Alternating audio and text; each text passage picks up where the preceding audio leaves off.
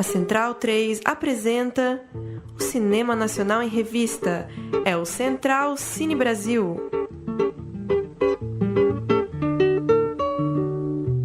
Alô, amigos ouvintes da Rádio Central 3, começando mais um Central Cine Brasil, o último programa do ano 2020, programa de número 206. Tradicionalmente, a gente fala sobre os melhores filmes do ano de cada um dos participantes do programa e não vai ser diferente dessa vez. Eu sou o Lucas Borges e comigo estão Paulo Silva Júnior, Ju Heredia e Murilo Costa. Como vai, pessoal? Como vai, Júnior? Dari Lucas, um abraço para quem acompanha aí o Central Cine. Mais uma temporada. Apesar da pandemia, o nosso público fiel seguiu acompanhando o programa. E uma diferença desse ano para os outros, a gente sempre levou em consideração as estreias do ano, né? No finado site da Ancine, que pontuava lá todas as estreias do ano. Nessa temporada, como tudo embaralhou, né? Drive-in, streaming, festival online, tudo que passou em 2020, seja em festival, seja em estreia comercial, tá valendo aqui pro fim do ano. Isso aí. Como vai, Ju Heredia? E aí, Brasil? E aí, todo mundo? Beleza, tá tudo certo. Murilo Costa, você que é dos meus e faz top 10, né? Como deve ser feito. Tem que respeitar, né? O top 10 é tradicional, pô. E eu espero que vocês estejam de terno aí em casa, que hoje é celebração do cinema nacional. Hoje é um dia muito importante. E como de praxe também, a gente teve uma discordância aqui em relação à nossa lista, né? Eu e o Murilo acreditamos que o certo é fazer uma lista dos 10 melhores, mas o Júnior e a Ju fizeram uma lista dos 20, porque é 2020, é isso? Sempre essa polêmica, né? Isso. Próximo Pra mim ano, não é polêmica nenhuma, mas tudo bem. Prometo que esse ano não vou me alongar sobre a escolha da quantidade. 2020 são 20 filmes, tudo bem, mas quando tiver em 2030 não dá, né? Imagina. Quando chegar em 90... Daí, o cara vai fazer sozinho o programa, não cabe as outras listas. Vocês vão começar então, né, Júnior e Ju, falando do 20º ao 10º de vocês, e aí eu e o Murilo entramos pra gente falar dos 10 finais, dos 10 melhores, né? Isso, vai daí, Ju? A gente começa com alguns... No final do papo a gente dá a lista completa de todo mundo, né? Também ela tá na descrição do programa no site da Central 3, e a gente começa então com algumas escolhas, principalmente minhas e da Ju, né, que colocamos mais filmes, desses finais de lista aí. Bom, no 20º aí da minha lista ficou Três Verões. Tem um pano de fundo como as consequências de uma elite corrupta, mas o que eu achei interessante nesse filme foi o olhar dos empregados, dos trabalhadores dessa família, que tudo que está acontecendo aí, como impactou, né? Então o olhar deles no primeiro plano e, claro, com a Regina Casé como protagonista. Fim de ano é o pesadelo do caseiro. Delicious. Ela é vegetariana, madá. Ah, tadinha. E no 19ª posição, Sementes, que é um documentário que conta a importância da renovação e pluralidade das representações políticas e que tomou muito mais força, né, depois do assassinato da Marielle Franco. E felizmente aí essas sementes estão multiplicando, que a gente consegue ver aí na última eleição um número maior de candidatas negras e trans ganharam aí os cargos de vereadora aí na última eleição. A vereadora Marielle Franco do PSOL foi assassinada a tiros agora à noite no centro do Rio de Janeiro. Gostei bastante dos Sementes também, viu? Não gostei tanto do Três Verões, mas gostei muito dos Sementes. E confesso que não vi o seu número 18º aí. O 18º é Atrás das Sombras, filme que eu achei muito interessante por conta de ser um filme goiano, de suspense, fantasia. O elenco tem o Bussaka Capenguele, Elisa Lucinda e Stepan Nercessian. Demais, assim. Eu sou investigador particular e tô aqui por conta do caso do Pietro. Esse caso já foi arquivado, viu? Não fique pescoçando por aqui não, viu? E o 15º, Onde Havia Coisas Estranhas no Céu, é um filme que sai aí do convencional em questão de linguagem, pelo menos essa é a minha avaliação, e também a boa preparação aí dos personagens que não são atores formados. Então, vale a pena conferir, tá na Netflix. Desde que meu pai foi demitido, ele não sabe o que fazer. Minha mãe tenta arrumar uma saída, mas também tá perdida. E o 14º é Breve Miragem do Sol, por conta da assinatura ali do Eric Rocha, de como ele pensa o cinema, a boa atuação do Fabrício Boliviera, o elenco também sensacional.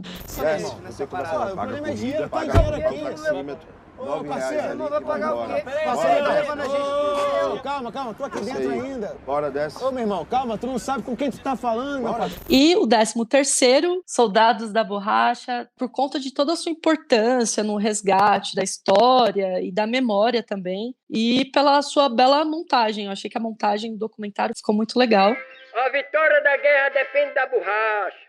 A borracha depende de vós, trabalhador do Amazonas. 7º lugar ficou Mulher Oceano, por toda a sensibilidade e até grandes momentos ali de contemplação que a diretora Jean Scangazzella imprimiu ali no filme, com ótimos enquadramentos e uma paleta de cor assim incrível, assim. Também é um filme que vale muito a pena conferir. Não somos nós que vigiamos o mar. É doce morrer no mar. É ele que nos vigia. Só para explicar melhor, a Ju pulou alguns números porque ela só citou filmes que não constam na lista de nenhum de nós três, né? Filmes que só aparecem na lista dela. Breve Miragem do Sol e o Mulher Oceano ficou na minha pré-lista. Deu vontade de colocar nos 10 melhores, mas acabei deixando fora. O que eu mais gosto é o Soldados da Borracha. Acho que é um bom documentário histórico aí, né? De um assunto que, como a gente tratou aqui no programa, né? Não é tão conhecido do Brasil, infelizmente, né? Porque é uma história brasileiríssima e vale a pena ver quem tiver a oportunidade de pegar aí. Muito bom. Eu também quase coloquei Soldados da Borracha. Quando eu fiz um top 15, ele estava aparecendo ali, daí eu acabei tirando. Mas achei muito legal que a Ju colocou. Um que não chegou assim na minha lista, mas que eu achei muito massa ter entrado em alguma, foi o Mulher Oceano. Acho que é um filme bem diferente, bem autoral. O olhar da Jean é muito próprio, né?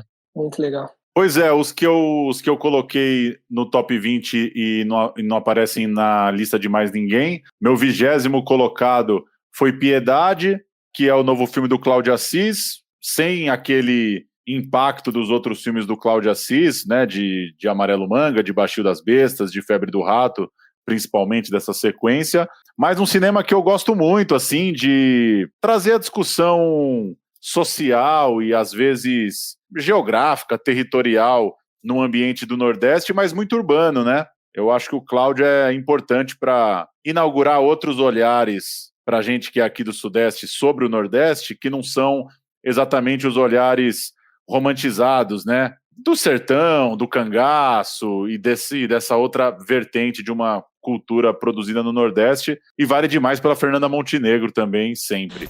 Parece tranquilo, Piedade daqui. Outro filme que tá nesse meu fim de lista aí é o Cidade Pássaro, meu 17º filme, do Matias Mariano. Também a gente tratou há pouco aqui no programa, né? Uma história de um imigrante africano procurando o seu irmão em São Paulo. E eu acho que é um olhar muito original de São Paulo, por mais que os imigrantes africanos vira e mexe aparecem em alguns filmes e na literatura também produzida em São Paulo, eles estão sempre aparecendo porque são muito presentes, né? Esses que, né, de alguns países que têm chegado já no século XXI mesmo em São Paulo, de forma mais intensa. Eu acho que o Matias conseguiu fazer uma bonita história que mostra essa São Paulo não tão óbvia. Inclusive, coloquei na lista porque, por coincidência, 3 amigos meus que não são de São Paulo vieram me dizer que viram o filme, porque ouviram o programa, e gostaram muito de ver uma São Paulo que eles não conheciam, cenas que eles não conheciam, ambientes que eles não conheciam. Então, acho que é bem sucedida aí a jornada do diretor. Bem legal, gostei bastante desse olhar novo também para a cidade de São Paulo.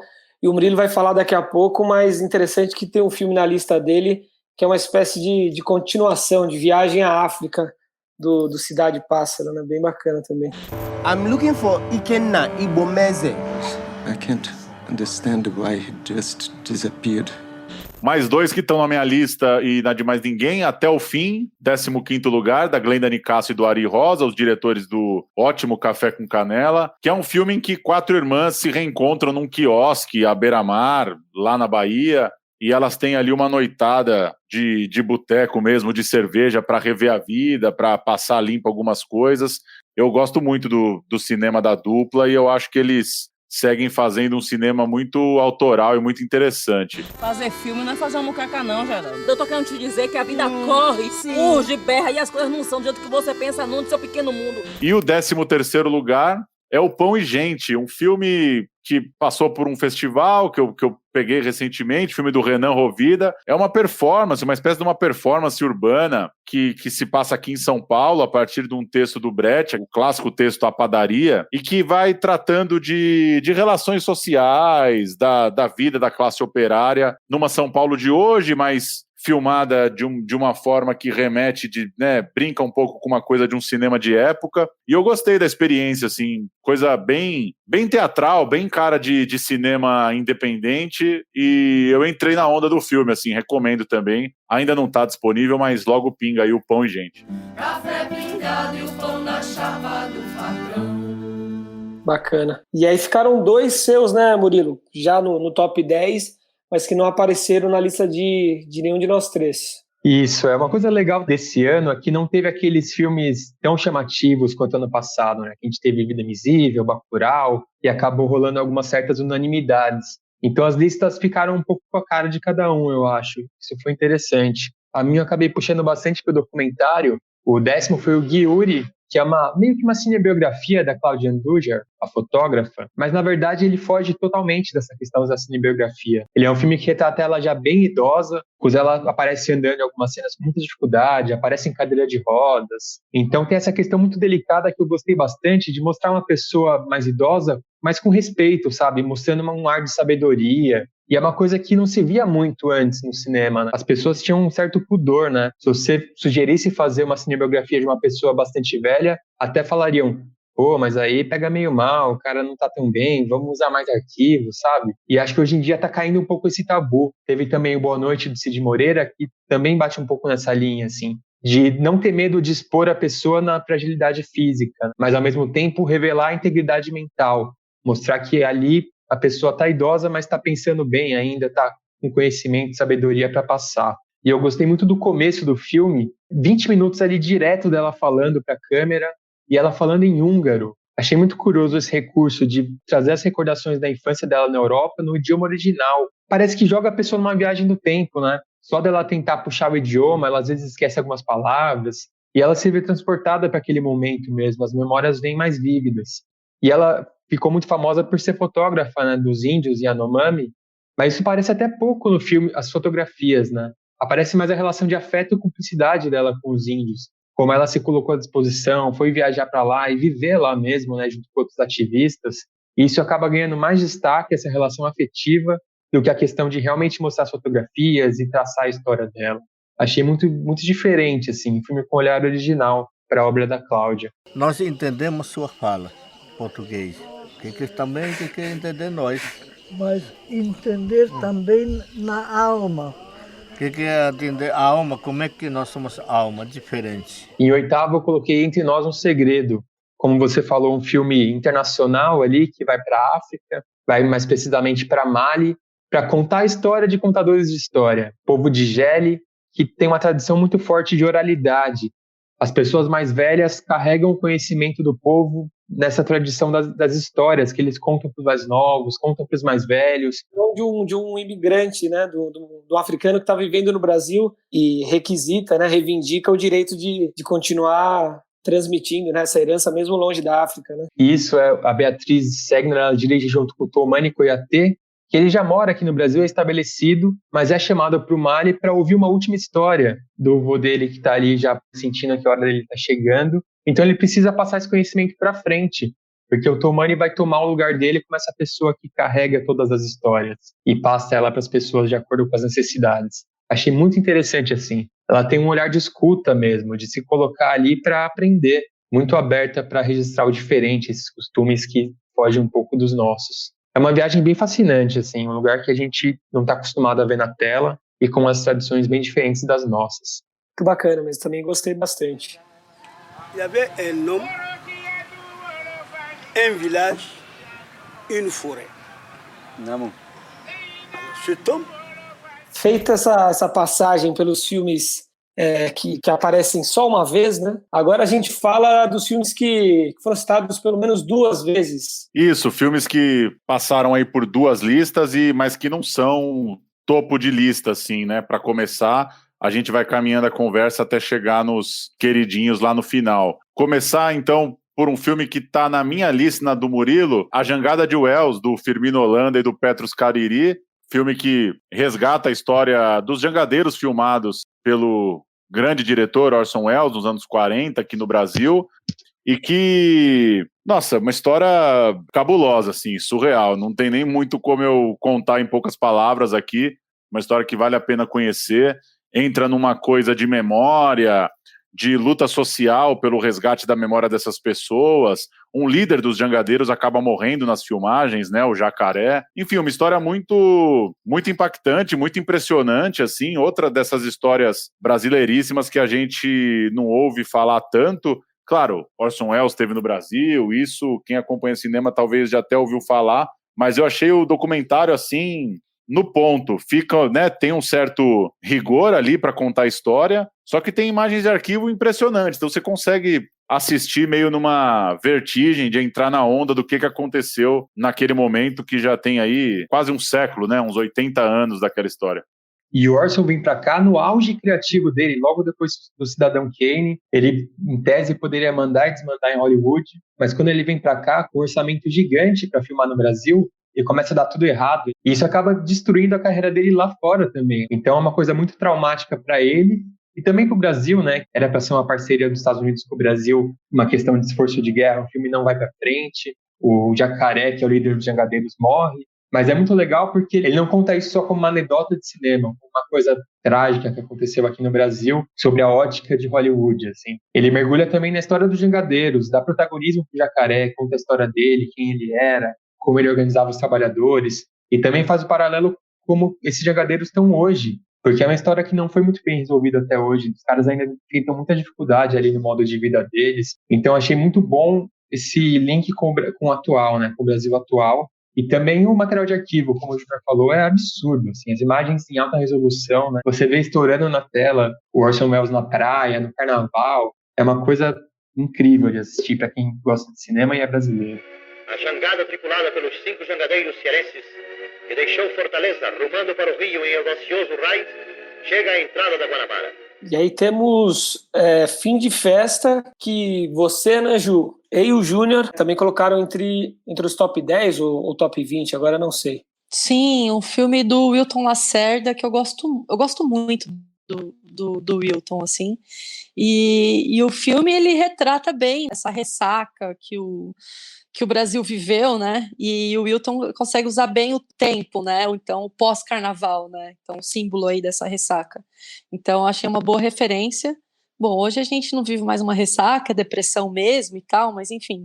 E toda a subjetividade, né, de um lado no filme a gente vê ali toda a libertação dos corpos, sexo, da festa, e do outro, né, crime, violência, o conservadorismo, o sensacionalismo da mídia, enfim.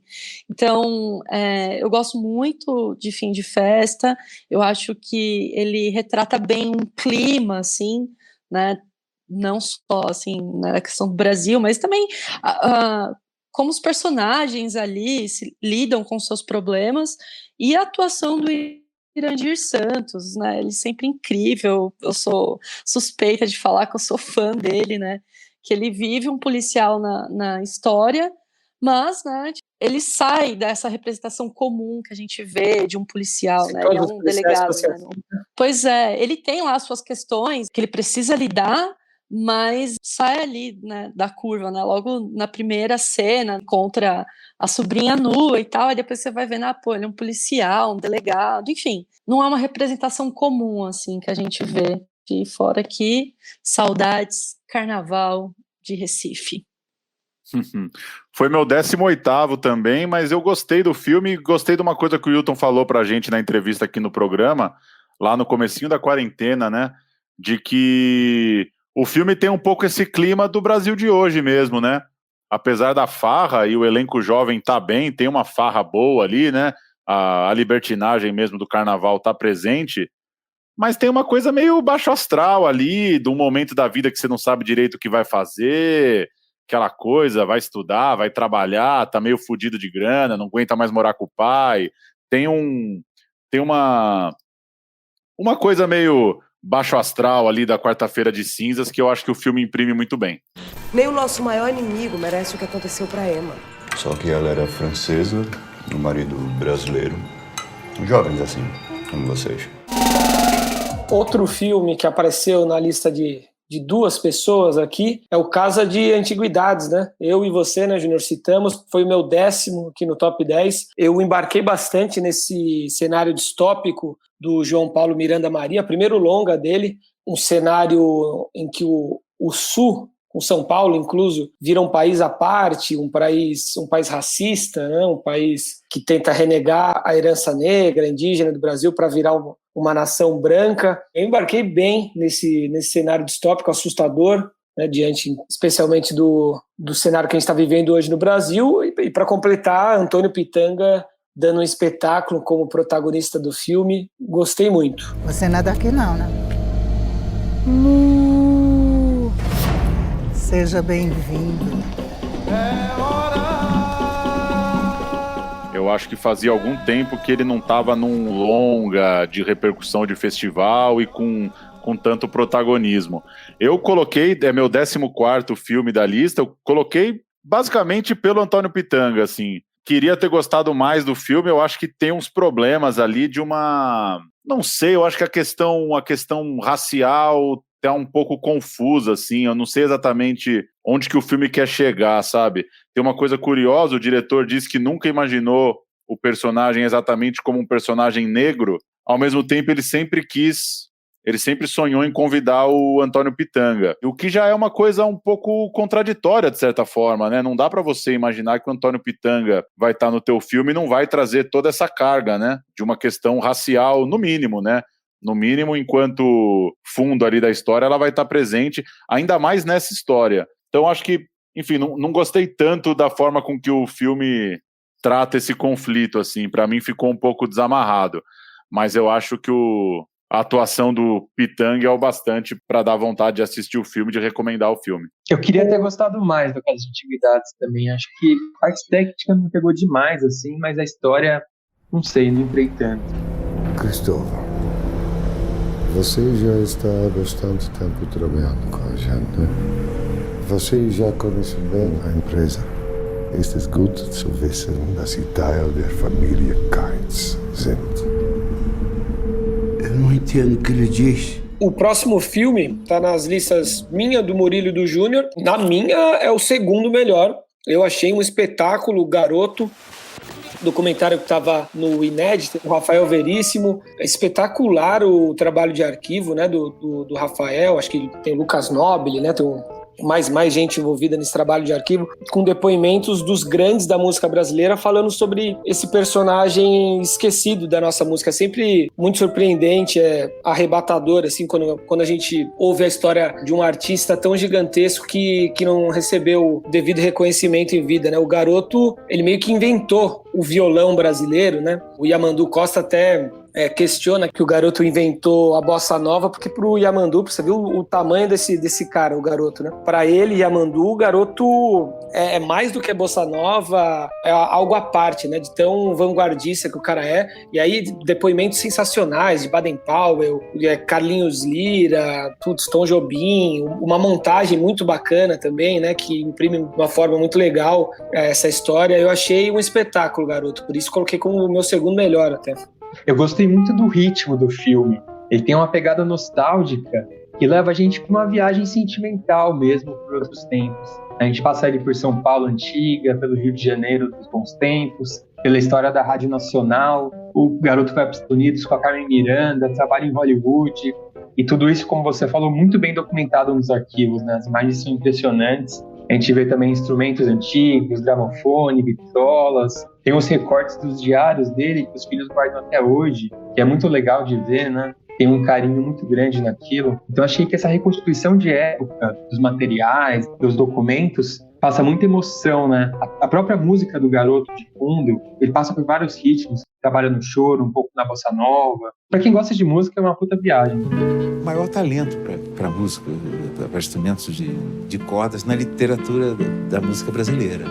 Garoto, que era considerado o maior violonista brasileiro. Só para complementar, para não falar muito, duas coisas assim da conversa com o Rafael. Uma que é muito interessante, que o Rafael sempre fala nas conversas, no filme do Garoto só tem o garoto tocando. Então não tem pessoas fazendo releituras, né, do Garoto, ou interpretações, ou novas versões, né?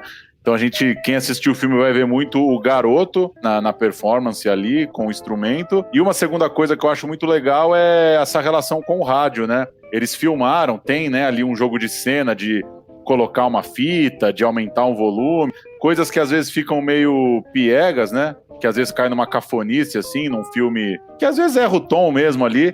Mas achei que funcionou demais, né? O filme tem esse climão rádio velho aí que não só quanto áudio, mas enquanto visual também. Total, me vem, quando eu lembro do filme, vem a cena, o radinho, tanto aparece ali, um espetáculo mesmo. Aníbal Augusto Sardinha, esse é o seu nome. Vocês, por certo, e como toda a gente desse nosso imenso país, o conhecem por... Garoto, o mágico do violão. Presente na minha lista, na lista da Ju e na lista do Júnior, só alegria, essa pira sensacional do Tavinho, né? A gente entrevistou aqui no programa, filmaço, né, Júnior? Alô, Marciano! Aqui fala da terra! Filmaço, espetacular. Foi o meu quarto na lista, poderia estar mais à frente até. É um cinema autoral mesmo, né? Um cinema querendo chegar em outros lugares, né? Uma narrativa mais anárquica. Às vezes a gente fica chamando umas coisas de distopia também, ou de fantasia, ou sei lá o quê, e elas, na verdade, nem alcançam tanto isso, e eu acho que no Sol Alegria é o contrário, assim. O Tavinho faz o filme no jeito dele de ver as coisas, assim, e consegue levar a gente para outro lugar mesmo. É um filme muito original, assim, filme que não dá muito para esquecer, assim. Eu pirei muito, gostei muito, e que bom que o cinema brasileiro, apesar de tudo, consegue nos oferecer umas pérolas, né? Uns filmes que você não sabe direito de onde é que veio, com o que se relaciona, é outra parada, assim. Tá levando a pira do filme para outro lugar completamente, assim, vale demais.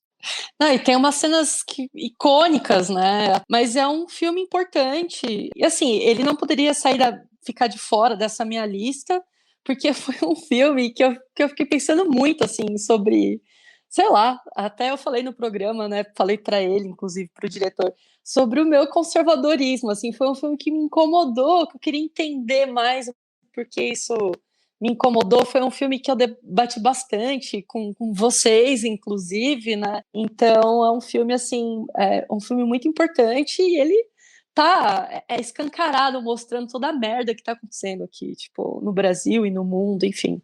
Vale a pena. Pois é iconoclasta, né? E eu lembro de ter comentado também com o Tavinho que não é fácil pirar, né?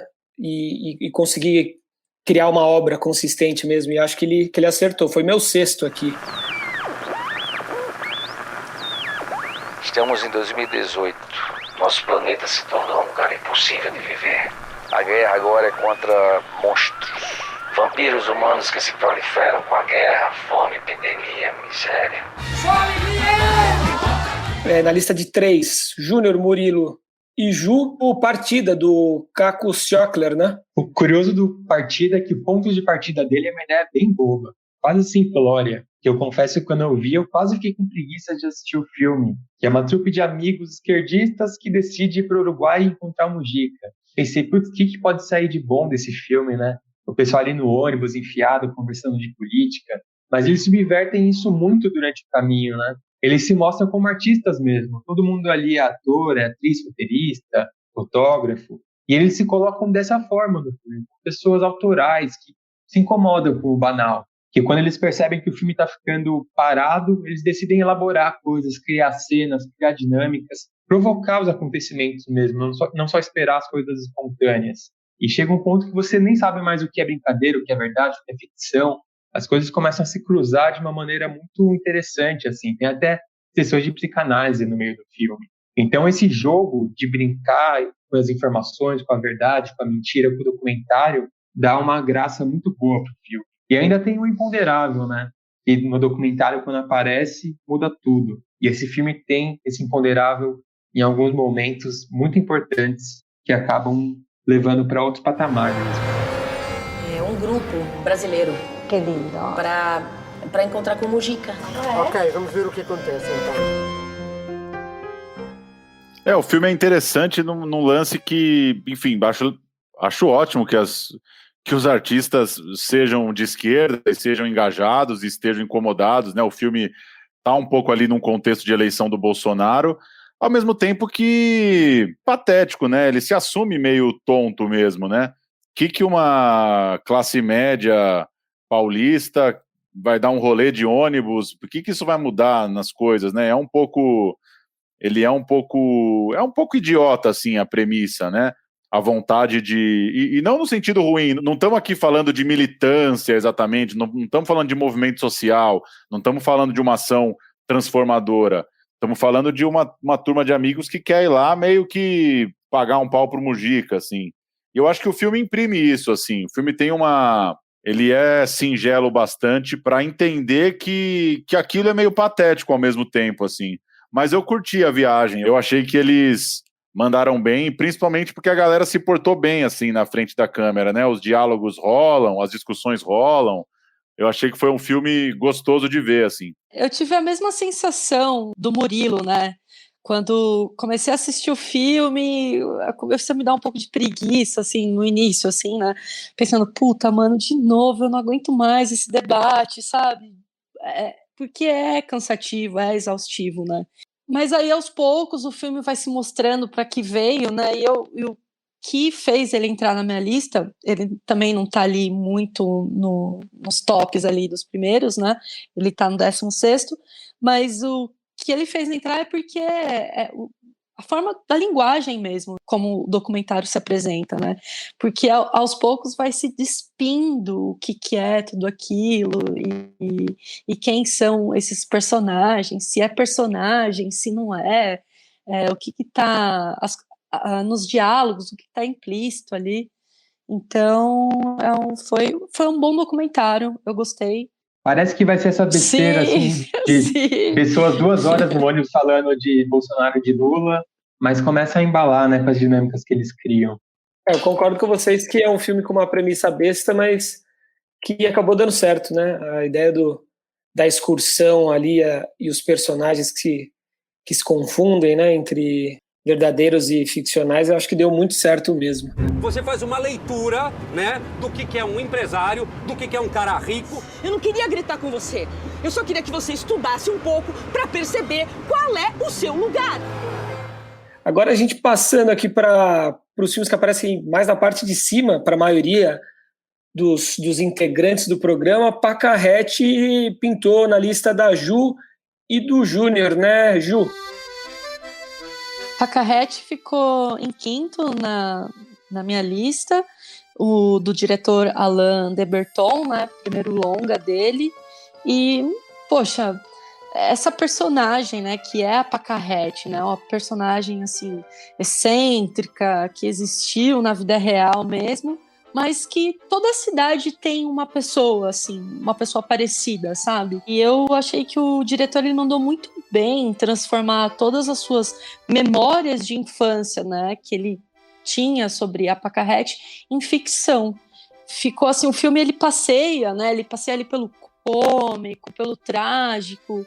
Existe ali uma sensibilidade, né, e toda a importância da arte que é mostrada ali. E o que é mais bacana, ele foge da caricatura, assim, né, porque corria o risco de cair, assim, falar de uma figura caricata da cidade, assim. Então, o Alain, ele apresenta aí a Pacarrete como uma pessoa complexa também, como todos nós, seres humanos, são, né? Somos pessoas complexas. E além de tudo isso, assim, a produção de arte desse filme está impecável. Cada detalhe ali pensado, sabe? Tem uma história, um porquê. A trilha sonora também é sensacional. E tem cenas ali que com a trilha fica maravilhosa, enfim.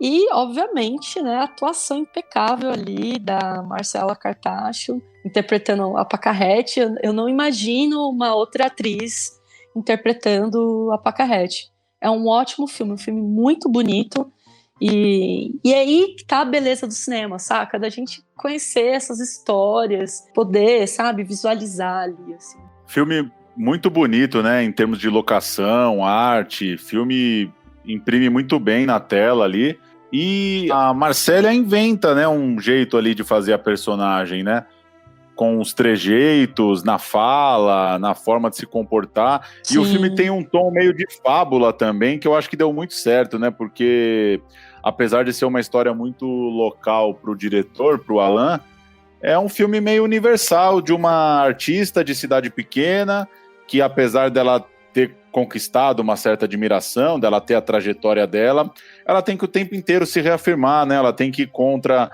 as pessoas que não estão nem aí para a cultura, ela tem que mostrar a importância do trabalho dela.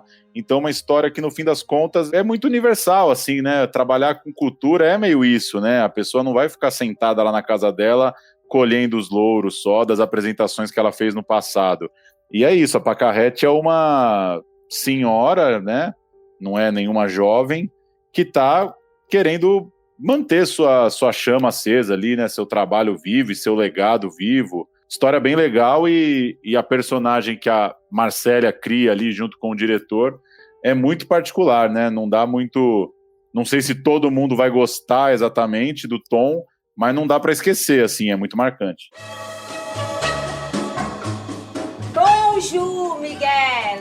Mademoiselle! Vou me apresentar no dia da festa. O Ballet de Pacarrete. Ai, ai, ai! Passando aqui para mais um filme na parte de cima da tabela, para a maioria de nós. Esse eu fiquei surpreso, não está na lista de todos. O Júnior não escolheu. É Narciso em Férias, que eu, a Ju e o Murilo colocamos nas nossas listas. Para mim, o quarto melhor do ano. Caetano Veloso contando a história da sua prisão durante a ditadura, né, de sua prisão política. Quando eu me encontrava preso. De forma bastante minimalista, né, uma paredona de concreto, e o Caetano falando eventualmente alguma imagem de arquivo e o violão. Ricardo Calil e Renato Terra, né, que tivemos a honra de entrevistar aqui, os dois que estão em Cinema Rocos, estão em Uma Noite em 67, outro documentário espetacular sobre a história da música, né? Eu sou o Carlos Imperial também.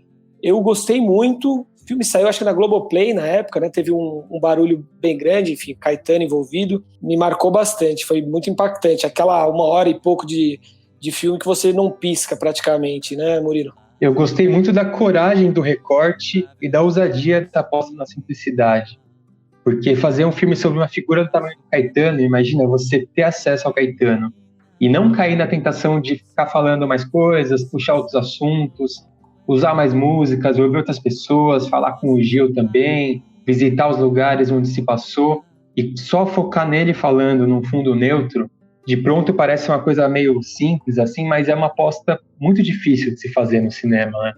E fazer com que isso se sustente, então é mais difícil ainda. E se sustenta demais, né? Só o peso das palavras do Caetano conduz a gente muito para essa narrativa. Eu coloquei na minha lista alguns filmes aí marcados por essa oralidade, né? Esse é mais um deles, e também por essa questão da idade, de uma certa sabedoria, de um olhar afetivo para lembranças. Isso eu acho que está presente em vários filmes aqui desse ano. Concordo, eu também, foi essa sensação, foi muito corajoso, assim, e assim, esse poder, né, da fala ali, da narrativa ali, o Caetano contando a sua experiência, e só para acrescentar até no programa que a gente fez, eu cheguei a comentar, o Murilo também, que a gente conseguia visualizar, assim, a imagem não estava ali pra gente, a gente estava ouvindo o Caetano contar, né, a experiência dele, e a gente conseguia ver a imagem do Caetano indo até a sala, cortando o cabelo. É esse poder, né, da narrativa que faz a gente imergir no filme, na história, enfim, vale muito a pena. O Narciso em Férias ficou na minha 6ª posição. Já que o Lucas citou que esperava que todo mundo ia colocar, vou dar minha justificativa, então. Pode ser, Lucas? Deve. Cara, o dispositivo do filme, assim, acho ótimo. Gosto dos dois diretores, acho que a pesquisa é séria, os caras sabem filmar, eles têm um entrosamento ali nessa direção dupla, né? De olhar no olho do entrevistado, de saber fazer as perguntas certas, eles têm o timing ali da intervenção, né? É muito bom, assim, é muito seguro, né? O dispositivo do filme, né? Você tá vendo, você sabe que não vai descontrolar, eles sabem exatamente o que querem ouvir, mas para mim foi um desinteresse mesmo com o personagem, assim, não sei, não... Rolou aí, né, uma repercussão legal e tal, o relançamento do livro e o lançamento do filme, acho massa, nada contra, mas não me pega tanto o encantamento com uma certa geração relembrando essas mesmas histórias, assim. Mas questão mais pessoal, mas acho que a feitura do filme é muito massa. Ande em frente e não olhe para trás. Aí eu fiquei com medo e fui andando. E aí pensei que eles iam atirar. Tem outros 2 filmes que estiveram presentes na lista de quase todo mundo, só Murilo não o citou. Um deles é o Inaudito, filme bastante experimental também, traz o Lani Gordon, guitarrista dos anos 60 brasileiro, questionando também, trazendo, claro, a genialidade musical do guitarrista e questionando muito a nossa noção de loucura, né? Enfim, o que é serção, o que não é serção nesse mundo. Muito legal, uma pira muito boa também, que deu muito certo, com cenários inusitados e bastante surpreendentes. Enfim, gostei muito dessa mistura, trazendo o Lani pro público. Filmaço, né? Essa coisa de fazer o filme no ritmo fazer o documentário, né, de artista no ritmo do artista, né? Não dá para fazer outro filme, né, sobre o Lani. Então, Gregório Gananian teve no programa com a gente no comecinho do ano, ainda no estúdio, né? Sim, nossa, parece que faz uns 2 anos já. Parece que faz tempo. Foi muito bom o papo. E é uma viagem, né, no universo de um artista muito único mesmo, né? Eu achei super difícil achar esse tom do filme e eles acharam, né? É uma viagem, é uma piração boa. O Inaudito entrou no 10º lugar aí da minha lista.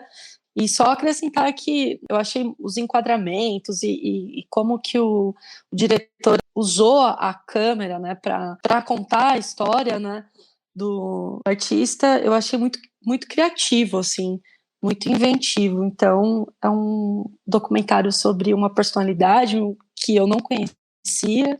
É um filme que vale muito a pena também. Já que o Júnior se defendeu por não ter colocado o Narciso, eu vou me defender também, que se eu tivesse que fazer uma menção honrosa, seria o Inaudito. Isso. Foi um filme que me pegou muito. E olha como tá bem internacional o Central Cine hoje, né? Esse filme com várias cenas gravadas na China, uma puta viagem sensorial por umas paisagens cabulosas ali da China mesmo. Vai ter mais um filme da China no programa logo mais. Mas é outro filme de velho também, né? De pegar um cara que já tá com dificuldade de fala, que já tá com uma certa fragilidade e dar espaço para ele falar mesmo. As pessoas estão aí no mundo e tem que se expor mesmo e tem que fazer um filme sobre o cara. Ele tá aí ainda, né? Tão relevante para a música brasileira, passou por várias fases que, curiosamente, ele não quer falar, né? O filme pula todas as etapas mais conhecidas da carreira do Lani e foca na fase mais recente e mais autoral. Quase que uns barulhinhos que ele faz na guitarra, né? Fugindo da melodia, quase que anti-melodia. É muito curioso como o Gregório trabalha. Ele e a Dani On, né? Que é a co-diretora, também colocou a gente também teve no programa. Verdade. Para mim, o 8º melhor do ano. E outro que o Murilo não citou, uma vergonha ele ter feito isso. Não ter Mas esse eu não vi, Tô brincando. Mas tá na minha lista da Ju e do Júnior. Meu Nome é Bagdá, da Caru Alves de Souza. Muito bom, muito bom. Começa falando você, Ju. Meu Nome é Bagdá, é um filme muito importante, assim, é um filme político, é um filme necessário. Por isso que a minha lista teve como não ser 10 filmes, porque eu fiquei pensando muito, né, tipo, poxa, não, tem que entrar, tem que estar na minha lista, assim, esse filme. Porque é um filme que ele fala sobre os lugares que as mulheres ocupam e, principalmente, os lugares que elas podem ocupar, assim, né. E a atriz que faz a Bagdá, a Grace Orsato, ela tá representando muito bem essa juventude, parte nova da geração aí, de garotas que estão questionando e buscando o seu lugar. E ela ali numa pista de skate, num universo tão masculino, me lembrou, assim, quando eu era adolescente, que eu queria jogar futebol. E eu jogava futebol escondido dos meus pais, tipo, na rua mesmo, assim, com os moleques. Mas, obviamente, né, mais de 20 anos atrás, isso era um puta de um tabu, assim. Até pros próprios moleques da rua, tipo, uma garota querer jogar futebol, enfim. E eu lembro que, com muito custo, teve um campeonato, né, de bairro, de ruas, e teve 2 times femininos, conseguimos aí, com mobilização e a força das garotas, 2 times. E eu ganhei uma medalha, olha só, o meu time ganhou o campeonato, porque só tinha 2, né? Enfim. Mas é isso, assim, me trouxe muito essa recordação e essa força, assim, né, feminina no filme. E é interessante que esse filme, ele tá ali dialogando e representando, tipo, 2 gerações, né? Tem o núcleo ali das meninas mais jovens e tal, e também tem das mulheres, né, mais velhas, né, no caso, Karina Burr tá no filme, eu fiquei surpresa dela na tela, que faz a mãe, né, da Bagdá, e ela é uma mulher que ela cuida sozinha das filhas, mas que ela não é só mãe, ela é uma mulher também, que gosta de ir lá no boteco, entendeu? Então, o que é muito interessante nesse filme, que cada personagem feminina, desde da irmã mais nova ali, que curte uns lances de ET e tá mostrando ali um lugar para se ocupar, tá representando muito bem cada esfera, assim. E tem toda a questão, né, da Bagdá tá ali buscando ali o seu lugar e também questionando, né, o que é, né, ser mulher, essa representação, né, de feminina que as pessoas, que a sociedade impõe, enfim. Então, e além de ser um filme muito importante, um filme engajado, um filme político, é um filme muito bonito também. Doce, né?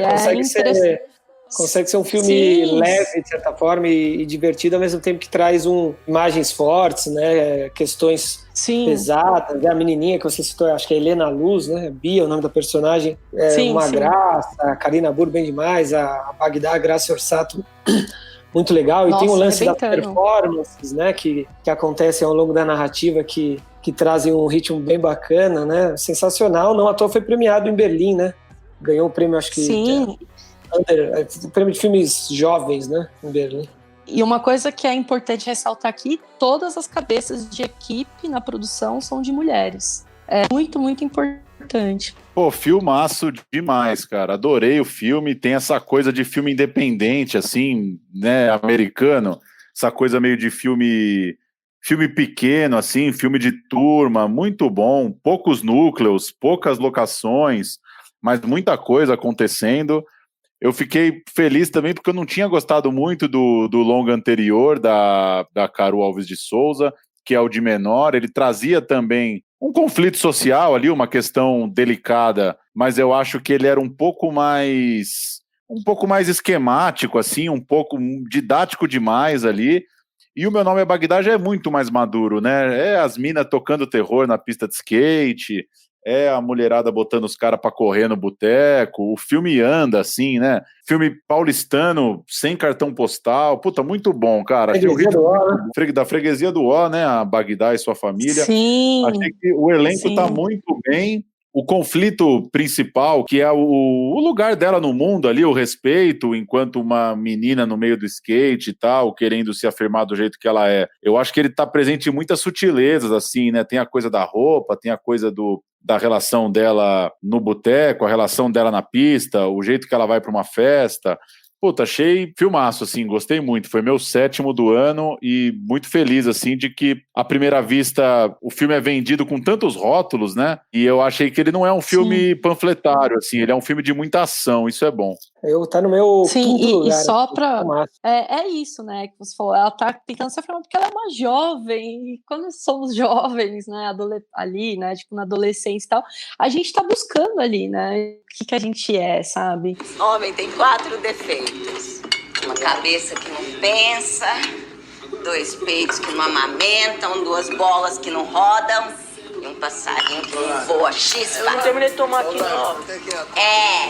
Paga aí.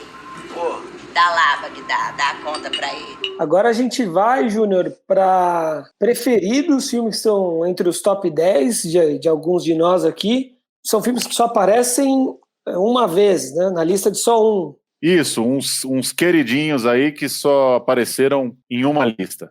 Começando pelo Aos Olhos de Ernesto, da Ju. 4º lugar, hein, Ju?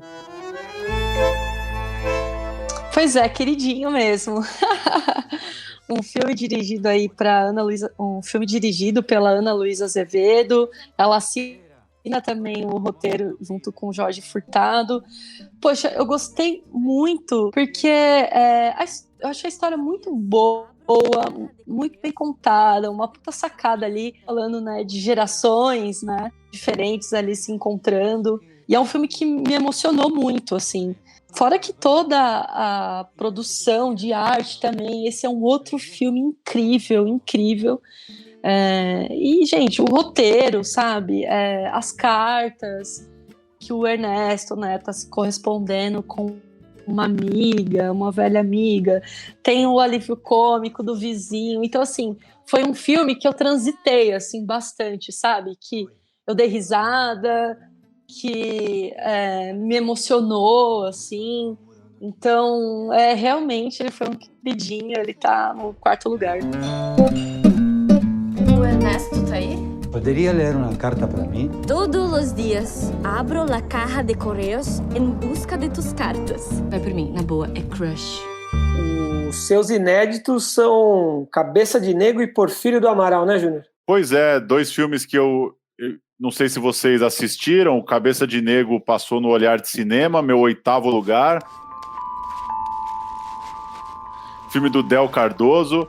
Mais um filme aí no ambiente dos secundaristas, né? O protagonista, ele sofre um insulto racial na sala de aula e aquilo instiga ali nele uma mobilização, uma revolta, uma vontade também de se engajar em temas ali sociais e políticos. E nesse contexto dos secundaristas, né? De ocupação da escola, de imprensa colando no portão da escola para ver o que os estudantes estão querendo na mobilização. Achei um ótimo filme, é uma escola pública no Ceará, e achei que é um filme muito maduro, né? São tantos filmes que tratam desse tema e desse ambiente. Eu achei que Cabeça de Negro traz outra camada já traz uma geração de estudantes que já estão nesse rolê já, sabe? Não dá mais pra ficar dobrando a molecada na escola pública, prometendo coisa que não vai entregar, fazendo piadinha racista, machista, não dá mais, assim, né? E esse filme é bem isso, assim, a molecada tá ligeira, se mobiliza hoje em dia com muito mais facilidade. Gostei muito do Cabeça de Negro. Foi, macaco? Tá vacilando? Qual foi, meu irmão? O que é isso? Me chamou de macaco. Saulo, por favor, segue suas coisas e sai da sala.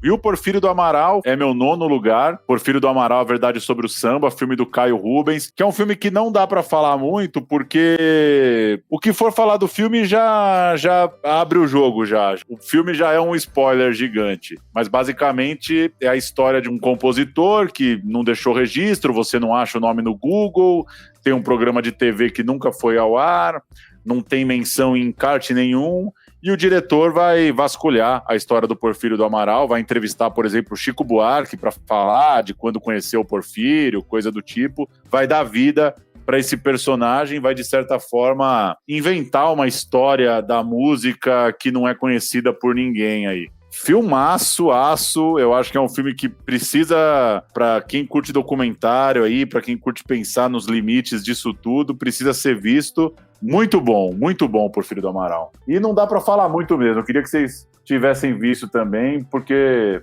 falar mais sobre o filme é abrir o jogo sobre o grande mistério ali da busca. Em 2006, Renaldo me perguntou assim, você conhece o Porfírio do Amaral? Já ouviu falar em Porfírio do Amaral? Eu falei, não, nunca ouvi falar. Eu preciso assistir, acho que essa foi uma dificuldade do ano, né, que a gente pode até falar no fim da lista aqui, o acesso aos filmes. Eu não consegui assistir nenhum dos dois, pretendo assistir ainda, não sei se você viu, Murilo. Não, também não vi. E ao mesmo tempo que o acesso para alguns estava mais difícil, outros estavam mais fácil, era muito filme, né? A oferta foi triplicada, quintuplicada, com os festivais online, era muita coisa entrando todo dia, foi difícil acompanhar mesmo. Sim, e são filmes que, por enquanto, né, depois de serem exibidos muitas vezes gratuitamente em plataformas de festivais, por enquanto não estão disponíveis ainda, né? A gente espera que estejam em breve. Você também tem um queridinho seu, né, Murilo? Eu fui aqui de A Ponte de Bambu, do Marcelo Machado.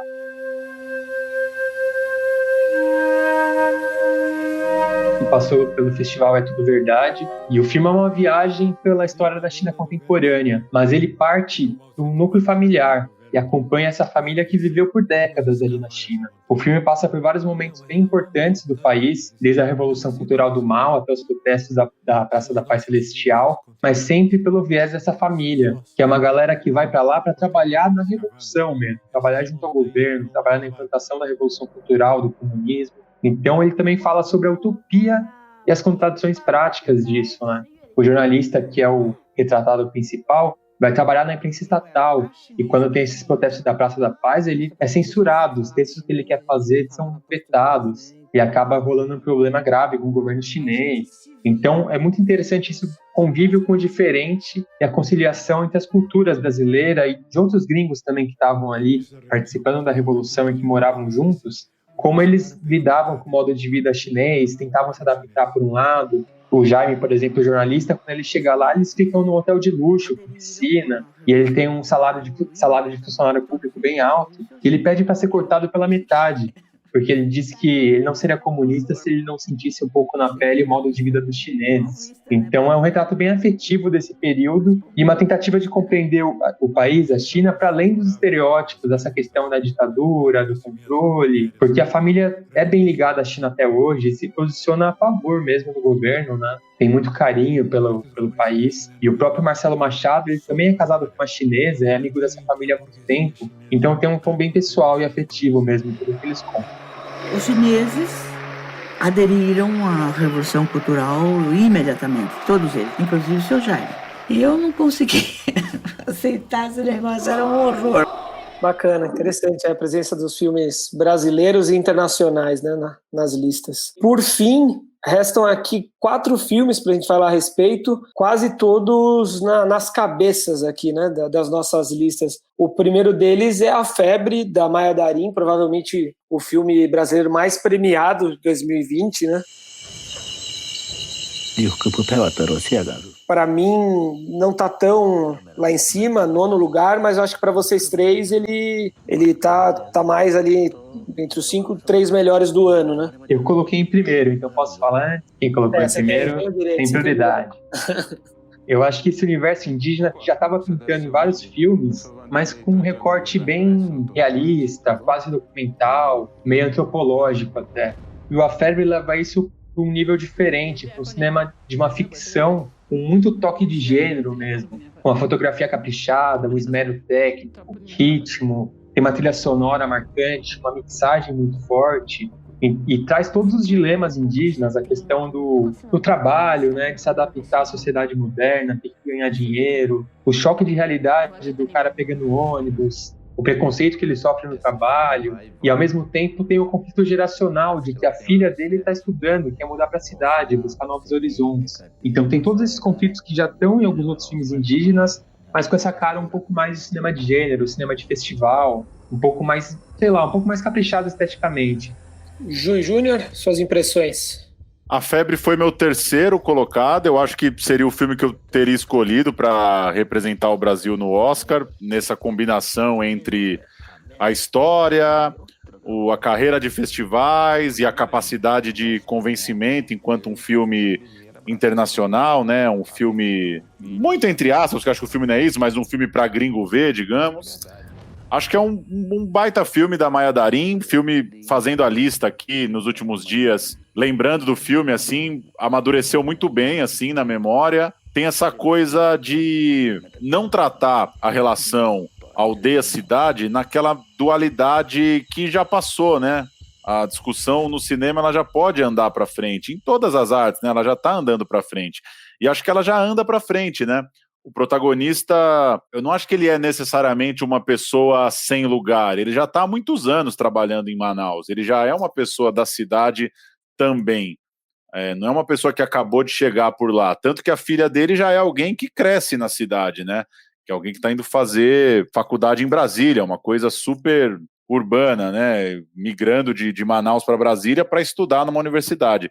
Então acho que é um filme muito maduro nesse sentido, e o protagonista segura muito a onda, né? Segura muito a onda nesse muro, né? Entre um cara que tem uma certa nostalgia, tem essa aflição da família na aldeia, uma certa saudade, um certo dilema, né? Do que ele está fazendo da vida dele, ainda mais com a iminente partida da filha. Mas é um cara da cidade ali, é um cara que fala de igual para igual com os outros funcionários do trabalho. Ele precisa compartilhar objetos do trabalho, né? O que torna tudo meio esquisito, porque ele é tratado de forma diferente pelos brancos. Mas eu achei muito maduro, assim. Acho que é um filme que o cinema brasileiro tem capacidade de fazer e está fazendo, né? De misturar mesmo os mundos, colocar as coisas de forma mais complexas, né? Um personagem, usando aquele termo da literatura, né? Um personagem bem redondo. Não é que ele é um cara esquisitão só. Tem uma complexidade ali na trama. Eu gostei muito. Você falou sobre o filme envelhecer, né? Ter envelhecido bem. Eu ia perguntar justamente isso para vocês. Como vocês acham que o filme vai envelhecer? Porque me parece que muito do valor dele é pela primazia que o Murilo citou, né? De finalmente a gente vê o indígena sendo retratado de forma não estereotipada, como um de nós, enfim, dentro do nosso círculo, do nosso contexto social. Eu me pergunto se esse filme daqui a alguns anos, eu gostei bastante também, mas se ele não vai perder um pouco da originalidade dele, talvez. Eu acredito que não. Eu acho que a originalidade dele está muito na linguagem também, né? Porque é muito o modo como ela puxa a fotografia, as questões meio de fantasia que tem, usando a cultura indígena como pano de fundo, as assombrações ali que ele vê, né? Acho que tudo isso puxa o filme para um lugar de ficção mesmo. Você não precisa necessariamente se importar com a sociologia, a antropologia do filme para mergulhar. Ele tem uma história redondinha, né? Eu acho que nesse sentido ele vai ficar bem marcado, assim, não vai ficar datado. E acho que ele é um tema que vai durar muito tempo no Brasil e que não vai ser resolvido mesmo, né? Que essa falta de lugar mesmo, a migração, o choque de cultura eterno. Sim. Aí, né? De um país tão complexo. E eu acho que concordo com o Murilo, ele segura na estética também, né? Tem o jeito que a câmera acompanha ali o personagem é muito boa, né? Esses filmes de rotina, mas com cenas muito bem pensadas, né? Não é aquele tempo morto pelo tempo morto ali, é uma rotina meio densa, né? Sim. Além de a gente ter tratado de vários filmes meio internacionais, muitos filmes legendados esse ano, né? A Febre é mais um deles, porque trabalha bastante no idioma dos indígenas mesmo, dá espaço para eles mostrarem o próprio idioma, o modo como eles falam, isso é bem importante na história. O que é um absurdo. Opa, você deve ser o índio? Eu sou o Vanderlei, estou entrando no lugar do Edson no turno da noite. Tudo bom? Tudo bom. Um outro filme que eu acho que vocês gostaram mais do que eu também, para mim ficou acho que em 7º lugar na lista, gostei bastante, mas acho que talvez eu não tenha gostado tanto quanto a crítica, é o Babenco, o filme da Bárbara Paz, que inclusive foi selecionado para tentar representar o Brasil no Oscar, né? Um testemunho muito, muito marcante, muito emocionante da Bárbara Paz nos momentos finais de vida do Hector Babenco, um dos maiores cineastas da história, né, do nosso cinema. Ele que enfrentou um câncer por muito tempo. E é quase que uma homenagem, né, ao Hector Babenco, passando por toda a obra dele, né? Muito arquivo dos filmes do Babenco e com o trunfo da proximidade, né, da Bárbara, que foi companheira do Babenco, né?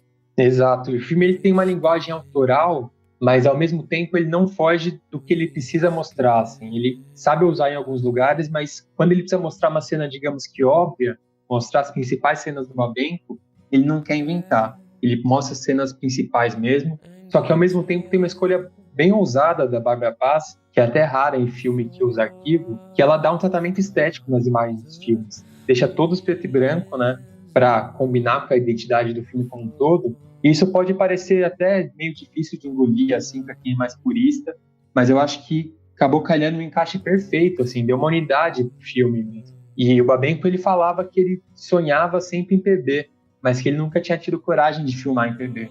Então, de certa forma, é uma homenagem que a Bárbara Paz faz para ele. Puxando o gancho do que o Murilo falou, né, da homenagem, assim, além da homenagem de toda a obra do Babenco, a gente acompanha ali o modo como ele pensava cinema também, né? Como, imagina, né, a Bárbara Paz era a mulher dele, então, né, tem uma intimidade, assim, no sentido de troca de ideias ali, enfim, tá implícito isso no documentário. E eu sou do grupo aqui da Central Cine, sou a mais chorona, sou a mais emotiva, enfim. E o Babenco, ele tá no meu top 3, né? E o meu top 2 e o top 1 eu tô falando isso por quê? Porque tem a ver com a emoção, assim. Eu não chorei no Babenco, teve outros aí que eu chorei, mas que eu acho que resume o que é o cinema, né? Quando te toca profundamente, assim, quando te toca, às vezes, de uma forma que você não consegue nem explicar direito. Enfim, e o Babenco, ele me tocou bastante, porque além da montagem ser muito bem feita, o que o Murilo colocou sobre as imagens de arquivo, e só para fazer um disclaimer aqui, um parêntese, como é importante a preservação dos nossos filmes, do material, enfim, da nossa memória, porque sem esse tipo de preservação, não tem como fazer um documentário com recortes e imagens, né, antigas. Então, também, né, toda essa força e potência da memória do cinema, que é uma homenagem, a gente consegue ver, né, como o Babenco pensava no cinema, e também é uma coisa meio aquela tristeza da perda, da saudade, assim. E a trilha sonora, gente, já começou com Radiohead, já comecei a feliz ouvindo o documentário, apesar que é uma tradição, Radiohead feliz, mas enfim. O filme ganhou o prêmio de melhor documentário no Festival de Veneza, né? E talvez por essa metalinguagem, né? Por esse tributo ao cinema, enfim, o Babenco é um cara que teve filme ganhando o Oscar, né? A Mulher-Aranha ganhou Oscar de melhor ator protagonista coadjuvante no Oscar. Talvez tenha sido uma boa escolha, né? Pensando nisso. Não sei exatamente qual que é esse impacto. O Babenco já é um cara de outra geração, né? E não dá muito para saber, mas isso que você falou é interessante. Talvez exista esse apelo, né? Eu nem acho que é tão comum, né? Não sei também, não acompanho tanto o Oscar.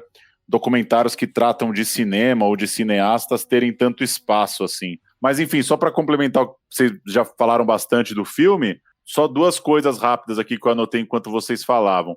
O filme tinha tudo para ser um saco, assim, né? Tinha tudo para ser piegas e tal, e a única coisa que eu não gosto do filme é o título.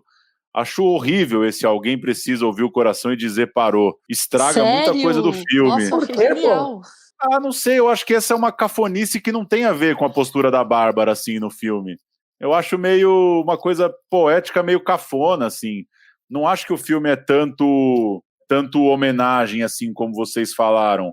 Acho que é uma coisa mais de um registro do fim da vida, assim, mas num sentido mais... Numa postura mais racional da Bárbara, assim, né? Romantizando a morte, nem criando um herói, né, na frente dela. Não tá fazendo uma estátua pro Babenco, sabe? Nem querendo que o Babenco seja venerado. Não é um filme pro legado do Babenco, é um filme sobre a relação dela. Eu acho que é um pouco dos dois, pra mim foi um pouco dos dois.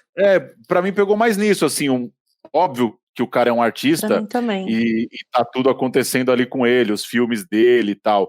Mas no sentido de que é um filme que só ela podia ter feito, né? É a visão da Bárbara sobre aquele momento, assim. A única pessoa que podia ter feito esse filme é ela. Não tem muito jeito de fazer. Eu fiquei muito surpreso, assim, porque eu acho que o filme pode dar a impressão de ser uma coisa meio piegas, meio... Puta, o cara tá morrendo, né? Vai ser um filme docinho, né?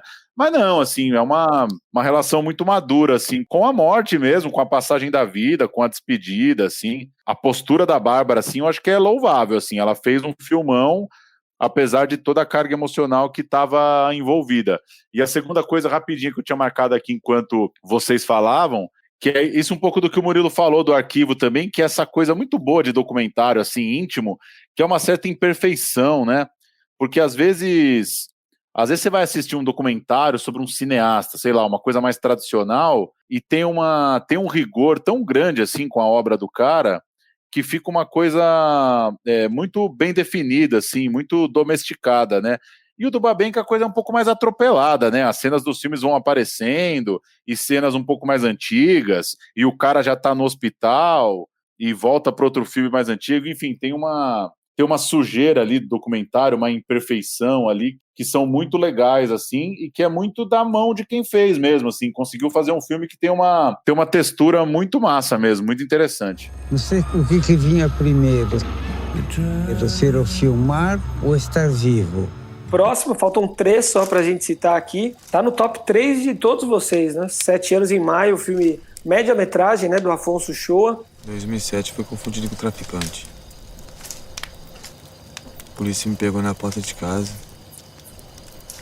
e me torturou na subestação da CEMIG. 7 anos em maio foi meu segundo lugar, o Afonso é o diretor de Arábia, né? E ele continua nesse caminho dele aí de conversar mesmo com esses personagens periféricos aí, que são as pessoas que aguentam mesmo o Brasilzão cruel aí, né? Nesse filme é o Rafael, que é um cara que tem a vida praticamente interrompida numa noite ali, sem mais nem menos, né? Uma batida policial. E ele dá um depoimento muito tocante para o filme, né? Eu acho que o Shoa tem essa capacidade de ter um ouvido muito sensível ali para as histórias, e também é uma pessoa que passa a impressão de que é um filme que está de igual para igual com essas pessoas, né? Não é um cara vindo de fora contar a história de uma pessoa menos favorecida, uma pessoa necessitada ou coisa do tipo, que acontece muito na arte e no cinema, né? O filme é uma conversa com essas pessoas, e o filme é meio dessas pessoas também, né? Elas estão ali contando a história delas com uma liberdade muito grande, né? Eu achei fantástico, assim, os 7 anos em maio, para mim um acontecimento mesmo, assim, um filme com uma marca muito forte, um jeito de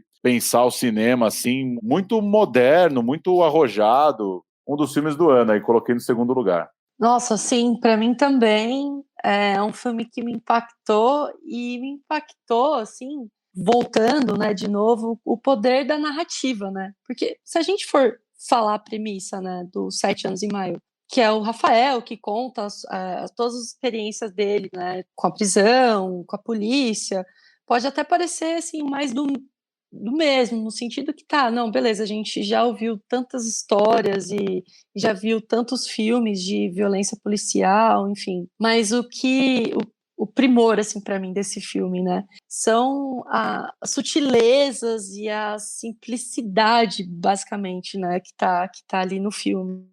Uma das coisas que me marcou, assim, né, com o filme.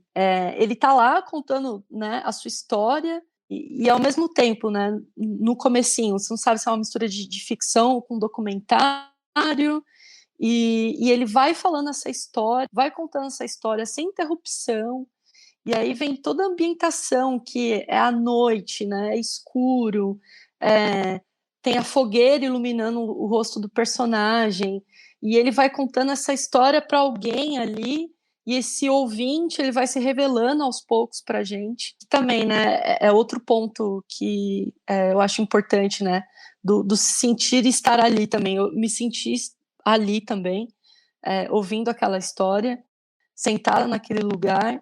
E o que mais, assim, que foi genial para mim, eu fiz a montagem do filme, na verdade, a montagem do filme está na nossa cabeça, assim. Eu consegui ver planos, eu consegui ver sequências de cena. Beleza, é um média-metragem, né? Não é um filme muito longo, mas, assim, passou muito rápido, assim, quando eu vi, não, pera, porque eu estava tão imersa ali naquela história, e eu sou uma pessoa que eu sou muito dispersa, assim, e eu não tenho uma concentração de foco, e esse filme, assim, ele me deixou realmente ali dentro da história. E o que eu achei mais genial, gente, foi isso. A gente faz a montagem do filme tá na nossa cabeça, assim. E aí vem aquele final, que ele faz toda essa crítica, né, de todo o sistema violento, da polícia, do Estado, né, da falta do Estado ali, e sobre, né, a morte de jovens negros e tal. E ali ele faz uma crítica de forma lúdica, de forma simples, né? Aí que eu falo do simples. É um negócio tão simples que parece tão bobo, mas tem tanta simbologia ali presente, assim. Então é um filme que me impactou por isso, assim, pelo esse poder da fala, da narrativa, e de poder fazer com que a gente entrasse e visualizasse o filme, né? Assim, as outras cenas. Murilo, então é um filme que vale muito a pena. Seu terceiro lugar, né, Murilo? Terceiro lugar. Além da força do relato, da palavra pura, como eles falaram, assim como no Arábia, é muito impressionante como ele consegue extrair umas interpretações absurdas de não atores, né? Porque por mais que pareça um depoimento quase documental, na verdade foi uma dinâmica ali de tentativa e erro e construção de um discurso, né? A gente conversou com ele aqui no programa Uchoa, e ele falou pra gente sobre como isso chegou a ser quase roteirizado mesmo. Eles foram trabalhando no texto e na história até chegar no ponto perfeito. E o cara não é ator e entrega uma performance absurda, né? Escutava as portas dos carros batendo e o rádio da polícia. Shhh, ele mesmo que tá lá. Vamos lá, vamos matar ele. Eu confesso que fui para os 7 anos de maio com muita expectativa por conta do Arábia, mas não me pegou muito, por isso não coloquei entre os 10. Eu acho que faz muito sentido também, né? Faz muita diferença, né? O impacto do filme. Até por isso, passando para o penúltimo filme que a gente vai citar aqui, eu coloquei o Amarelo em terceiro lugar como obra cinematográfica, formato, né? Enfim, originalidade está longe de ser um dos melhores do ano, mas me impactou tanto, eu vi ontem ainda, então está bem fresco aqui, mas me impactou tanto, me emocionou tanto, me surpreendeu. Não sou muito fã da música do Emicida, mas achei o Amarelo, filme do Emicida, né, que o diretor é o Fred Ouro Preto, na verdade, né, mas mostra um show do Emicida no Teatro Municipal, através desse fio condutor, conta a história de grandes personagens negros, intelectuais, músicos, enfim, grandes personagens negros, a maioria deles esquecidos, né, relegados a segundo plano. Eu achei tão emocionante e tão importante o filme do Emicida, me emocionou tanto que para mim vai em terceiro aí, gostei muito. Tem um velho ditado iorubá que diz: Exu matou um pássaro ontem com uma pedra que só jogou hoje. Coloquei no sexto lugar, eu achei impressionante mesmo, assim, a história.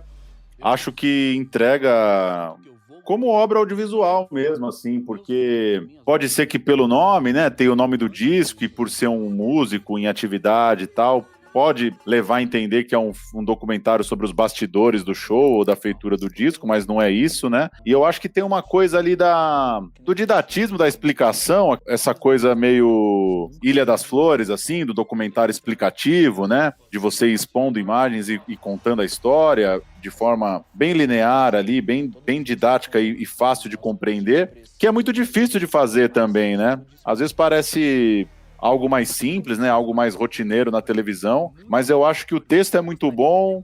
Enfim, o Emicida, por ser um artista, por ser um poeta, um letrista, tem uma facilidade grande também para ler e para contar essa história. E eu achei fantástico, assim, para mim, produção gigantesca de artista, assim, fazer o disco, fazer o show, aproveitar tudo isso para, de certa forma, colocar a música também como personagem da história, né? De intrometer a música na semana de 22, de trazer o samba para um primeiro plano, de trazer os originais do samba num primeiro patamar de cultura brasileira mesmo, do século XX, sabe? Não como coisa menor ou periférica. Então, acho que é muito grande, assim, conseguir se usar do audiovisual para conseguir interferir na história mesmo, né? O filme vira uma fonte histórica, assim. O filme tem uma autoridade de contar uma história, assim, que é muito forte e que, no fim das contas, é um dos objetivos do documentário também, né? Conseguir inaugurar novos olhares sobre as coisas. E acho que não tem muito como assistir o filme, o Amarelo, e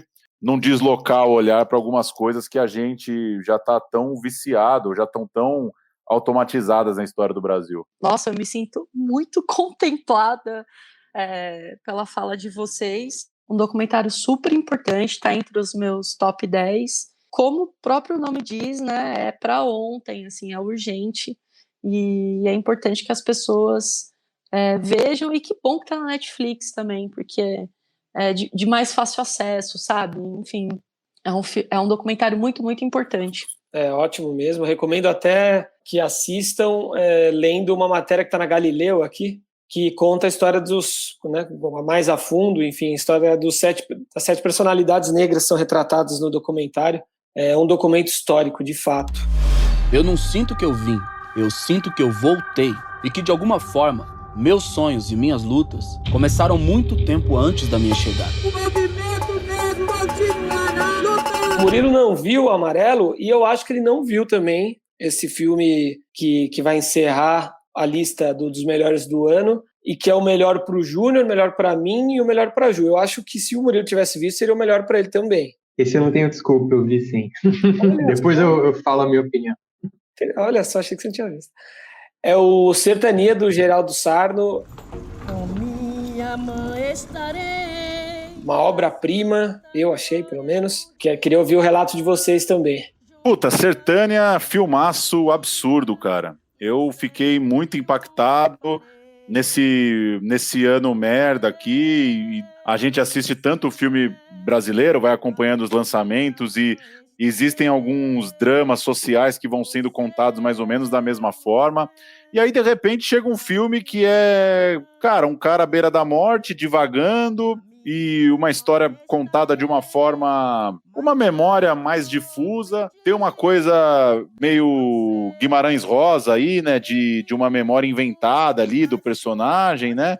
Quem leu Grande Sertão Veredas vai lembrar que o livro é basicamente um monólogo do Riobaldo, de um jagunço, depois do seu período de atividade, contando a sua vida. E o Sertânia é mais ou menos isso, né? O Antão é um cara que tá nesse contexto da jagunçagem, da luta ali por território entre vários bandos no Nordeste. Ele dá um pulo em São Paulo, a coisa acaba não dando muito certo, ele retorna, mas o mais impactante é para mim, essa capacidade de lançar um filme em 2020 que vai pela vertigem total, né? Não dá muito para contar, assim, uma cena do Sertânia ou algo parecido, assim, é o exato oposto desse tanto de filme que a gente vê muito esquemático, muito episódico, né, com as coisinhas acontecendo, cada uma parece que tem a mesma duração que a próxima. Me acerta em tudo, né? Pois é uma pira cabulosa, assim, do Geraldo Sarno, um cara muito longevo, né, muito produtivo do cinema brasileiro. Ele é de 38, então fez 80, né, tem 82. Fez 80 há 2 anos. E é um cara que deixa uma obra que não é tão conhecida como poderia ser, né? O Viramundo é talvez o filme mais famoso dele, é de 65. Cara, impressionante, assim. O Sertânia é o filme da quarentena que mais me deu saudade do cinema, que disparado, que mais fez falta ver no cinema, né? Porque ele tem um ritmo muito próprio. E a gente sabe, né? Não é demérito para os outros filmes, mas alguns filmes exigem uma concentração maior, né? Eu acho que Sertânia é um desses. E, ao mesmo tempo, essa coisa atemporal, assim, essa sensação de estar vendo um clássico instantâneo, assim, sabe? Um filme que daqui a alguns anos a gente vai rever e vai trocar ideia sobre ele de novo. Para mim, pegou na primeira cena já a noção de que era um filme diferente mesmo, né? Trilha sonora impactante, aquela fotografia foda.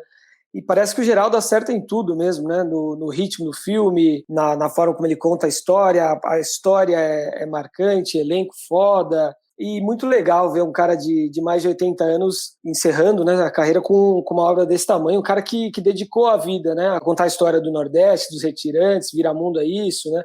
Ele traz, inclusive, um personagem de um filme antigo dele, Coronel Delmiro Gouveia, né, uma figura que é verídica. Eu acho que ele amarra toda a cinematografia dele com um filme impecável, né? Obra-prima mesmo. Que bom poder assistir esse filme no final do ano. Nossa, Lucas, quando eu terminei de assistir, a primeira coisa que me veio assim foi: nossa, isso é um clássico. Nossa, isso é aquela sessão de filme cult, enfim, todo em preto e branco, e tem aquela fotografia, né, super exposta ali, quase estourando em alguns momentos no enquadramento, que é aquele sol marcante mesmo, que é a sensação do sol, do sertão, enfim. O que mais me chamou a atenção, assim, são os elementos ali metafóricos, subjetivos, enfim, que o filme traz, que é a relação da vida e da morte, né, nesses dois mundos ali, onde o personagem ele está transitando. E é muito interessante a gente pensar que o personagem, ele tá ali, né? A gente vai acompanhando a agonia dele, e eu confesso que chegava um momento que eu não aguentava mais a agonia da morte. E ele tá ali, na agonia da morte, aquela câmera ali, focada, tipo, no rosto do personagem, deslizando pelo corpo do personagem. E aí ele tá pensando nas coisas que ele fez, nas questões da vida dele, né? A questão com o pai, com a mãe, a família, e aí ele vai entrar nesse mundo, né, nesse outro mundo aí, dos mortos, enfim. Aí lá também a gente vê uma outra interação, e como as pessoas estão, e a busca dele por respostas, né. E o que eu achei mais interessante é que esse personagem, como o diretor ele coloca, ele não é nem vilão, mas ele também não é herói. Mostrar o cangaceiro além dos estereótipos, né? Nem o herói, nem o vilão, mas mais uma figura política, né? Enfim, que faz parte do sistema viciado e tal. Esse olhar é bem interessante também. E fora a referência, né, que o Paulo trouxe, né, do Grandes Sertões e tal, tem a referência, obviamente, dos clássicos, né, gente, do cinema novo ali. Não tem nem como, assim, ó, não tem nem como disfarçar. E isso não é uma crítica, eu achei ótimo, sabe? Enfim, o Miguel Vasco, que é o diretor de fotografia do filme, curiosamente tá em breve Miragem de Sol também, o filme do Eric Rocha, filme filho do Glauber. E a câmera, ela tá solta ali também, tá passeando, tá junto ali, né? A movimentação de câmera ali em algumas cenas do filme. Então, assim, é um clássico. Enfim, a fotografia é sensacional, os planos ali, tem um contraplongé ali muito bom, assim, entre o cangaceiro, o Antão, né? E, enfim, é um filme que eu fiquei muito triste em não poder assistir no cinema, assim. É um filme que ele merece muito. Muito triste por mais gente não ter assistido, por não ter feito o devido barulho, né? Quer dar a sua justificativa, Pois Murilo? é. Colocou na parede aqui, né? O filme chegou a passar pela minha lista, eu acabei tirando quando eu comecei a puxar um pouco mais para os documentários. O Júnior falou sobre ser um clássico instantâneo, eu senti como se fosse até um clássico meio perdido no tempo, meio fora da cronologia, assim. Como se fosse um filme perdido do cinema novo feito hoje. Tem muito do estilo de filmar do Rui Guerra ali no auge, muito da piração do Sertão do Glauber Rocha. Eu achei bem impressionante, eu gostei muito. Gostei da linguagem, do ritmo, da fotografia, mas foram algumas ousadias assim que eu achei um pouquinho fora de lugar, que acho que me tiraram um pouquinho da história e acabaram fazendo com que ele ficasse fora da minha lista. Acho que até algumas coisas que nessa época do cinema novo assim eram muito inovadoras e tudo, mas que hoje em dia já estão mais batidas assim, recursos que ficaram um pouco mais banalizados, que acho que me tiraram um pouco da história. Justo. Mas é um filmão, filmaço. No céu, com a minha mãe estarei. No céu, com a minha mãe estarei. Eu confesso que eu estava receoso a fazer a lista e com a impressão de que esse ano tinha sido mais fraco do que os anteriores, muito mais. Para minha grata surpresa, foi difícil fazer. Acho que foi sim um ano muito bom, muito documentário. Para mim foi a impressão de que ficou um ano de documentários muito fodas. E talvez essa impressão tenha, nessa minha impressão de que o ano não tinha sido tão foda, tenha sido fruto mesmo das condições aí, pandemia, não poder conversar tanto com os diretores ao vivo lá do nosso saudoso estúdio, não poder ver os filmes do cinema. Acho que foi isso que deu essa impressão. A minha tristeza é de filmes como Sertania não terem chegado no público. Tomara que possam chegar ainda, né? Que dê tempo, enfim, que dê tempo de ver filmes que foram citados aqui e alguns de nós não vimos, né? Mas um ano foda, né? Acho que o saldo é esse, né? A minha primeira impressão também tinha sido essa, de que ia ser mais difícil fazer a lista esse ano, porque a gente vinha de 2 anos espetaculares, né? Mas quando você senta e começa a colocar os filmes ali, é muita coisa boa. E os documentários, esse ano, chamaram muita atenção mesmo. Uma coisa que contribuiu também para essa questão de a gente não ter sentido tanto esses filmes bons é que eles passaram muito dispersos, né? Como a gente estava falando, um festival ali, outro festival lá, não foram estreias mesmo que mobilizaram a imprensa, e daí tá todo mundo meio que falando dos filmes ao mesmo tempo, né? Então isso deixou tudo um pouco espaçado, eu acho, no tempo. Por outro lado, só para um contraponto que vocês falaram, essa coisa dos festivais online também, né? Isso fez com que a gente assistisse uns filmes que a gente não ia talvez ter visto, né? Eu não sei, é engraçado, vocês falando agora, eu pensei nesse contraponto, assim, porque também num ano normal, esses filmes, eles não têm tanta repercussão mesmo, né?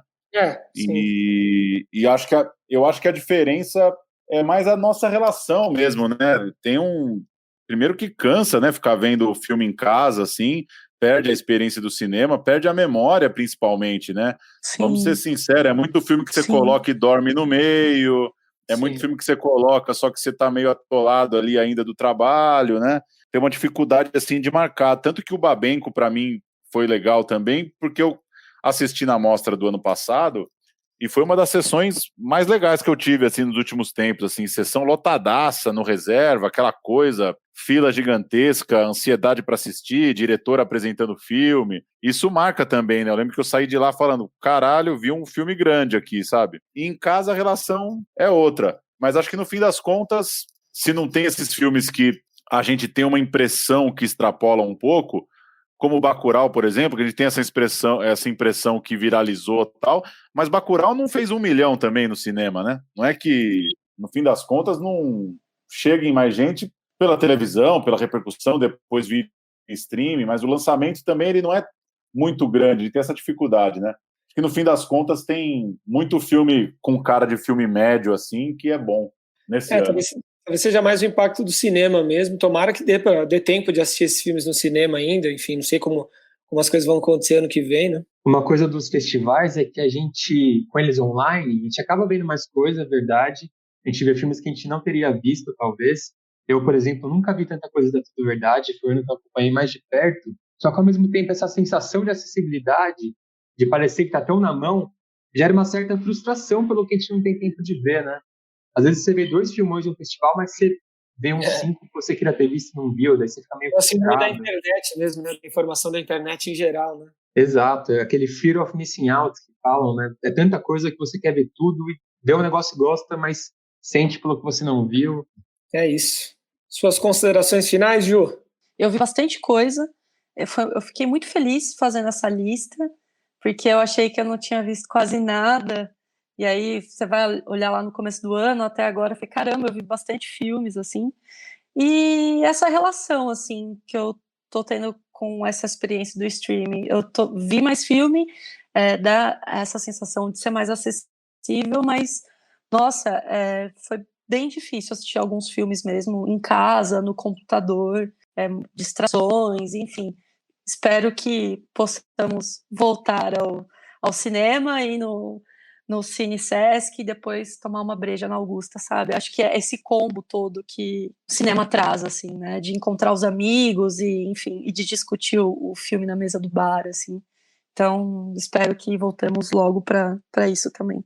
Saudades.